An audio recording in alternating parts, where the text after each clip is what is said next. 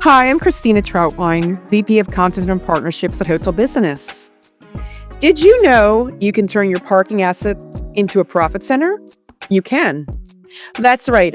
Hotel and asset owners can grow revenue through optimal parking revenue management. And we're going to find out how.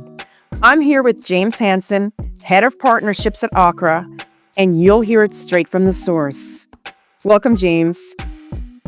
Thank you, Christina. I'm excited to be here. I appreciate you having me on the show here. So, James, let's talk a little bit about the importance of ancillary revenue streams in an environment of softening RevPAR.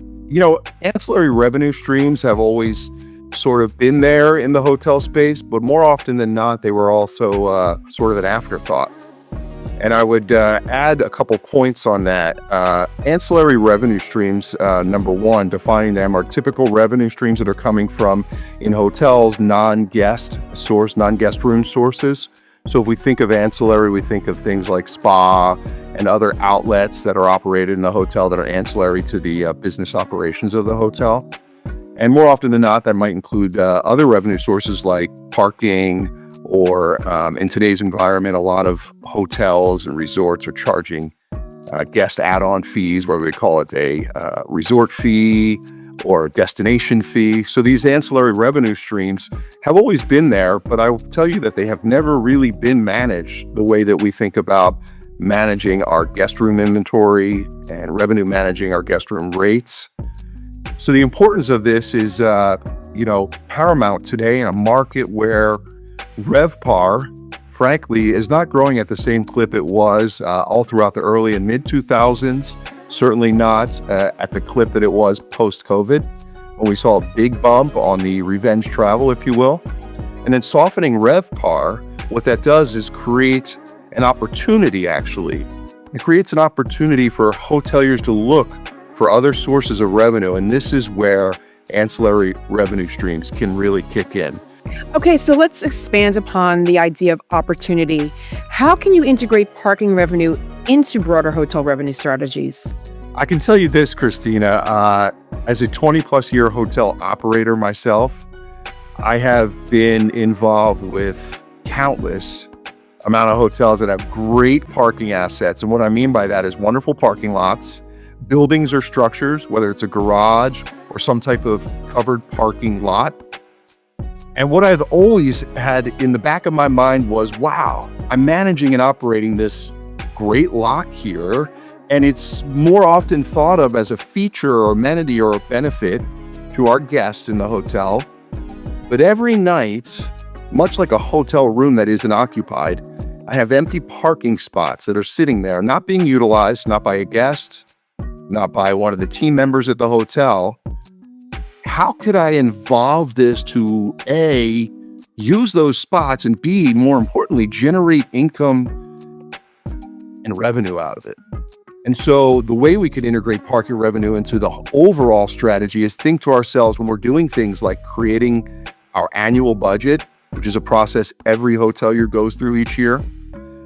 More often than not, when we're doing that process, we're thinking about, okay, if I have parking, and if I operate it myself or I have a third-party operator there and perhaps it's self-parking or even valet services, my one goal is to ensure, number one, that we're not losing money. And number two is if there's the off chance that we break even or incrementally pull a few dollars out of there, that's a win-win. You said it's a win-win, and who doesn't want that? So why should hotel owners and operators view parking as a dynamic profit center rather than just a static guest amenity? And how can we kind of help reframe that mindset? To your point, owners and operators, as I alluded to in the previous question, they have typically thought of it as an amenity, an offering that's something almost like it's required to have that. When you have guests that are driving to your hotel, whether it's for an overnight stay or a meeting or some reason, maybe it's the restaurant or spa on site, they have to have accommodation to take care of their vehicle.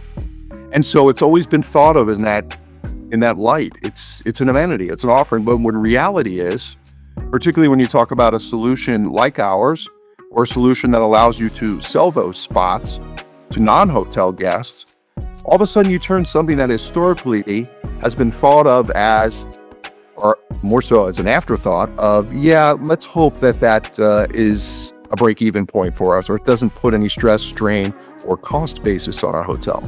And the reality is, it can be one of your most dynamic profit centers, and not only most dynamic, but largest margin profit centers. An interesting point about parking revenues at hotels and the way that those are accounted for from a revenue and accounting perspective is many a times we can collect large amounts of revenue, and this is one of the highest margin revenue sources because we're not paying a lot of fees on these revenues collected. And so part of the mindset we need to think about, particularly when you have softer RevPAR in these markets, is strategically, I have a new profit center when I start to focus on my parking. And second part of that is not only do I have a new profit center, I have one of the highest margin profit centers. And this is what we really need to think about as hotel operators is if I'm not making all this ground up in my hotel room revenue or my F&B outlets, my banquets, my restaurant, my lounge, my rooftop, whatever it might be, which historically has some of the higher cost basis in the hotel, if I can find that revenue, incrementally find that revenue from a new profit center like parking, not only am I going to create new revenue stream, but I'm also going to take a lot of that revenue directly to the bottom of the line. Well, I just love that you're taking something that is, you mentioned is sometimes an afterthought and kind of bringing that to the forefront of your strategy. Let's talk about the importance of building an optimal tech partnership ecosystem. I think there is not a secret sauce or recipe for having the optimal tech ecosystem or tech stack at your hotel or your business, because it may be different or may look different from company to company and hotel to hotel. What I can do this is make some recommendations of how you first take a step back and assess where you are, and then what you do with that data and the decisions that you make moving forward to optimize, if you will, the amount of technology and the stack of tech that you have at your hotel. So I'd like to just throw something out there, Christina, with a recommendation, and it involves using technology to assess your technology. My recommendation is kind of a multi-step approach of not only looking at the optimal tech stack, but really auditing where you stand today. And if you currently have the right processes and systems in place, and if not, how are you valuing them and how are you assessing their value to your business or your operation? And then really leaving you with, are there changes I need to make? Do I need to purchase a new technology? Do I need to perhaps get rid of some of the technology I have? So number one, first thing is to do an audit and do an assessment. There's many ways that audit can be conducted. There's the long, arduous process of going through your AP and looking at all your vendors that you're paying and taking into account payments being made. How are those contracts? What are those vendor partners doing for me? But I would recommend perhaps using and leveraging the buzzword that everybody else does, which is AI. This is a great use case of AI where you could use ChatGPT or Claude or whatever AI model you're comfortable with and ask it to actually build you a tech stack assessment tool. And you can get as specific to say, I have this kind of hotel ownership or management company, and I'd like to understand exactly what technology I have in place, why it's good, why I should be using it, or why I should maybe get rid of it. And it's fascinating to uncover what that technology will not only do for you, but the recommendations that it can make for you. The truth behind that is, if you don't audit and assess what you're doing, you could be wasting a lot of money, and that's going right to your profitability or your margins, right, in your hotel operation. Second is, you're not really seeing the value that was promised out of that technology, that software, whatever it might be. And third is, you're finding out that you don't have the integration or the connectivity that you thought you did. And that happens in many ways and many layers. And more often than not is because we have a lot of, in that tech stack, we have a lot of fragmented software. And so this audit and this assessment will uncover some things. And a lot of it is that your data is living in a lot of different places and it's not speaking to each other. And when it's not speaking to each other, Christina, they can't use this information like guest or consumer buying habits at your hotel, or parking data, or parking information about who's parking and what they're paying and how much. If it's not connected and there's not clarity within your technology or your tech stack, unfortunately, that data is going nowhere and you're not getting any value out of it. And therefore you cannot make great business decisions with that data. So for everyone watching this, some great takeaways and some key action items there. Love it. Thanks, James. So give me a quick aha moment or example of when a hotel leader realized they were leaving parking revenue on the table. Okay. Aha moments. I love aha moments. Well, it wasn't a hotel leader per se directly at a hotel. The one I would reference would be I ran into a colleague who was actually an asset manager overseeing a small 6 to 10 hotel type portfolio for a much larger, well-respected REIT that owns a multitude of hotels throughout the US and Canada.